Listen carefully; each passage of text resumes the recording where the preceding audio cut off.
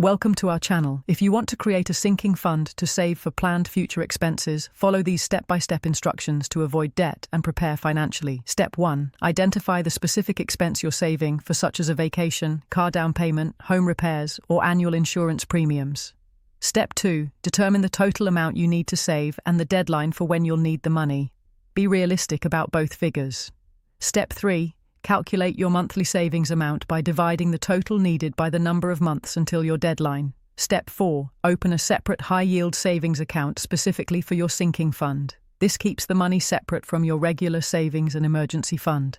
Step 5. Set up an automatic transfer from your checking account to your sinking fund account on payday to ensure consistent contributions without relying on willpower.